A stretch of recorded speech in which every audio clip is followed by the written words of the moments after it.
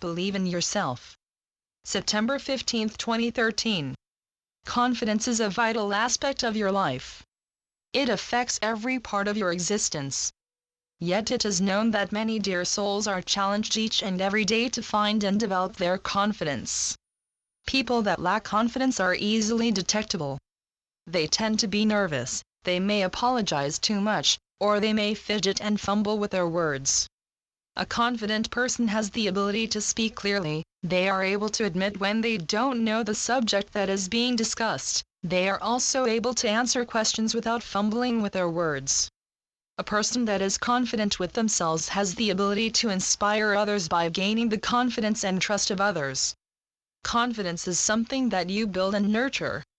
It can take time to build this essential part of yourself, but it is worth the effort because the more confident you are, the more positive you become, and this increases the flow of the positive light energy to move in and around you. It is quite easy, dear ones, to measure your own level of confidence. You can observe your body language while communicating with others, pay attention to your own attitude, the level of your voice, the words you choose, etc. You know you are being confident when you continue to do what you believe to be right regardless of the risk of being criticized or judged. Whereas a dear soul with low self-confidence would direct their behavior and actions based primarily on what other people think. Someone who exerts good self-confidence is willing to take risks and will go the distance in order to achieve more from life. They do not fear going into the unknown. Many dear souls that express low self-confidence prefer to stay within their cozy comfort zone. They avoid taking risks in order to reduce the possibility of failing. We could continue longer with examples of dear souls demonstrating balanced levels of confidence compared to those with low self-confidence, but we know you understand the difference and the necessity of being confident and how your confidence affects every aspect of your life. There are a couple things that contribute to your confidence. One is self-efficacy. You gain the idea of self-efficacy when you are able to see yourself and others similar to you honing certain skills and attaining certain goals that are essential to the skills you are honing. What this means, dear ones, you build confidence by learning to work diligently in a certain area, mastering the essential skills that are required for that task while you are working, and then you know you will succeed. Self-efficacy is knowing your own self. You don't just sense it, you know it, and the many dear souls that express this part of their confidence are those that have shown the ability to accept difficult situations, and they determinedly move forward regardless of any setbacks to see the challenging situation through. The other aspect that goes into confidence is self-esteem. Your self-esteem is based on your ability to cope with what is going on in and around your life. Determining that you do have a right to feel good and to be happy.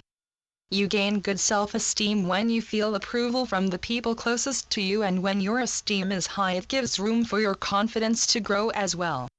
When you put the two together, self-efficacy and self-esteem, you begin to build competence. If you have detected with yourself that your confidence is a little off-kilter, understand it can be strengthened, but it will take longer than a few minutes. Rebuilding your confidence is never out of reach. All you need, dear ones, is to be willing to make the necessary changes and to focus with fierce determination that will help you carry through what is necessary to rebuild your confidence from firm accomplishments done by you.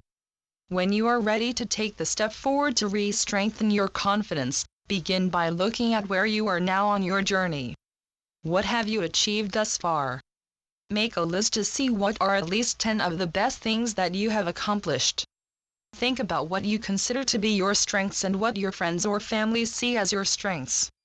When you think upon your strengths, look a little deeper, dear ones, and try to recognize any of the strengths being from situations that were frightening, and how many of your strengths came from overcoming threats that were derived from negative thinking. It is good to reflect upon your strengths and to see just how far you have come. As you continue to plan on rebuilding your confidence, think about what is important to you. Where do you want your current path to lead you? Decide on a goal you wish to achieve. Create an action plan that will take you there, that includes steps that can reach where you can look back and see how much you have learned and accomplished towards your planned goal. Create goals, dear ones, that push your strengths in order for you to see the opportunities that are before you, providing you with the control to diminish any threatening negative thought forms. It is essential, dear ones, while raising your confidence you also will be controlling the amount of negative thought forms that often prevent you from attaining certain goals. Counter all negative thought forms with love and compassion. Remind yourself of the goal you are pushing forward to reach.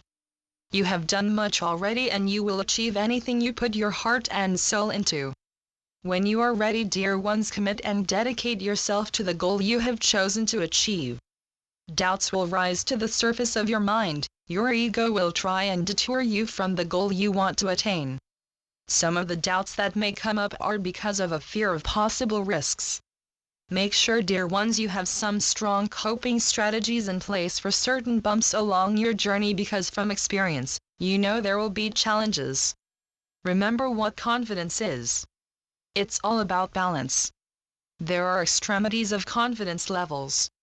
There are many dear souls that express low self-confidence, then there are those dear souls that express overconfidence.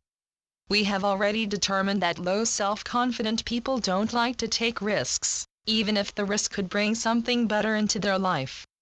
And the dear souls that are described as overconfident may risk too much. They are overstretched and will eventually fall after reaching a boiling point. What is needed, dear ones, is finding a happy medium. Finding the right amount of confidence and maintaining this strength. Understand, dear ones, when you have balanced confidence you will be able to take educated risks, you will be able to stretch yourself into the unknown and onto others within perimeters that you set, that don't move you beyond your current abilities until you are ready. On your journey to rebuild your confidence, it is important, dear ones, to look at the goal you have chosen to accomplish. Determine the skills that you will need to attain your goal. Then figure out how you can reach the skills needed with confidence and to learn them well. We don't want you to accept a plan that is not well thought. We encourage you to discover a plan that is solid, that is filled with solutions for problems that may arise and pit stops along the way that help to re-energize you, should you become weary and frustrated. Building on your confidence requires only simple strategies and action plans. The more elaborate you create your steps to achieve your planned goal, the more complex it can become and can easily lead into longer periods of negative self-talk and thinking. Keep your plans simple until you become comfortable going through each step, facing the challenges that come with each interval until you reach your desired goal. Don't rush this moment of improving yourself. This is a great time, learning who you are and helping to develop firmer skills that brings unlimited benefits to your whole self. Take your time, learn what is necessary and remain focused and see each step through. You will reach your destination, it's only a matter of time, and time is something we all have. As you reach certain interval target points along your journey that will bring you closer to the goal you have set out to achieve, give yourself a pat on the back. Congratulate yourself for reaching each point and each step. Each time you demonstrate to yourself compassion, love and respect for what you have accomplished so far of your planned goal, you help to accelerate towards the finish line, a successful outcome that you completed from each step you took. Feel the joy and satisfaction coursing through your body when you reach your planned goal. Your confidence goes on a rise and it feels good. This good feeling that you have will help encourage you to continue working on your confidence through the goals you make for yourself to reach. And you will add more to your goals as you become comfortable with what is required, but you will also succeed because you have before, and you saw for yourself just how capable you truly are.